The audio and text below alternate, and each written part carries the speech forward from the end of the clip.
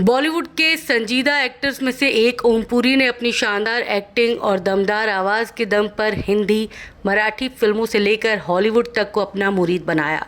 करीब 3 दशक तक हिंदी सिनेमा में हर तरह का किरदार निभाने वाला ये सदाबहार स्टार अपनी बेबाक बोल के कारण कई बार विवादों में भी रहा।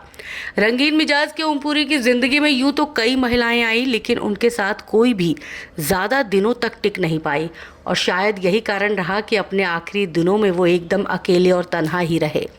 18 अक्टूबर 1950 को अंबाला में जन्मे ओमपुरी का बचपन बेहद गरीबी में गुजरा।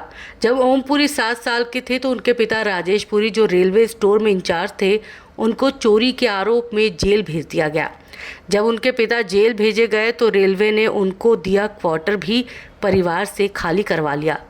तंगहाली में ओम के बड़े भाई वेद ने कूली का काम करना शुरू कर दिया और ओमपुरी को चाय की दुकान पर कप प्लेट साफ करना पड़ा। लेकिन परिवार की मुश्किलें कम नहीं हो रही थी। खाने के लाले पड़ रहे थे तो 7 साल का बच्चा एक दिन एक पंडित जी के पास गया, लेकिन बजाय मदद करने के पंडित ने 7 साल के बच्चे का यौन शोषण कर डाला। दोस्तों की मदद और अपने कठिन परिश्रम की वजह से ओमपुरी ने अपनी पढ़ाई पूरी की। ओमपुरी जब 9वीं क्लास में थे तो उनके मन में ग्लैमर की दुनिया में जाने की इच्छा होने लगी। अचानक एक दिन अखबार में उन्हें एक फिल्म के ऑडिशन का विज्ञापन दिखाई दिया और ओमपुरी ने इसके लिए अर्जी भेज दी। कुछ दिनों के बाद एक रंगीन पोस्ट कार्ड पर ऑडिशन में लखनऊ पहुंचने का बुलावा आया। साथ ही एंट्री फीस के तौर पर 50 रुपये लेकर आने को कहा गया। तंगहाली के दिन गुजार रहे ओमपुरी के पास ना तो 50 रुपये थे और ना ही लखनऊ आने जाने का किराया। सो फिल्मों में काम करने का ये सपना भी सपना ही रह गया। ये फिल्म थी जियो और जीने दो।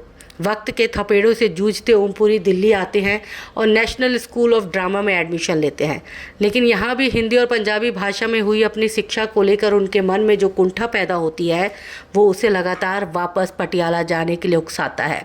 लेकिन उस वक्त के एनएसडी के डायरेक्टर अब्राहम अलका जी ने ओमपुरी की परेशानी भांपी और एम.के. रैना को उनसे बात करने को और उत्साहित करने का जिम्मा सौंपा।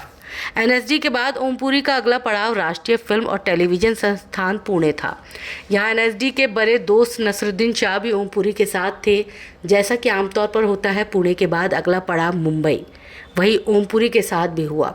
यहाँ पहुंचकर फिर से एक बार शुरू हुआ फिल्मों में काम पाने के लिए संघर्षों का दौर। यहाँ ओम को पहला असाइनमेंट मिला एक पैकेजिंग कंपनी के एक विज्ञापन में, जिसे बना रहे थे गोविंद निहलानी, और उसके बाद उन्हें फिल्म मिली और ओमपुरी लगातार मशहूर होते चले गए। नेशनल स्कूल ऑफ ड्रामा के छात्र रहे ओमपुरी ने मराठी फिल्म घासीराम कोतवाल से सन 1976 में बॉलीवुड में कदम रखा। विजय तेंदुलकर के नाटक पर बनी इस फिल्म को मणि कौल ने निर्देशित किया था। उसके बाद तो सदगति, आक्रोश, अर्थ सत्य, मिर्च मसाला और धारावी जैसी फिल्मों में ओमपुरी ने यादगार भूमिका निभाई। इसके अलावा उन्होंने जाने भी दो यारो, चाची 420, माला माल, वीकली, माचिस, गुप्त, सिंह इज किंग और धूप जैसी कमर्शियल फिल्में भी की। उनको अर्थ सत्य में शानदार रोल के लिए नेशनल फिल्म अवार्ड भी मिला। हिंदी फिल्मों के अलावा उन्होंने कई अंग्रेजी फिल्मों में भी काम किया और वहाँ भी अपने अभिनय की अमिट छाप छोड़ी।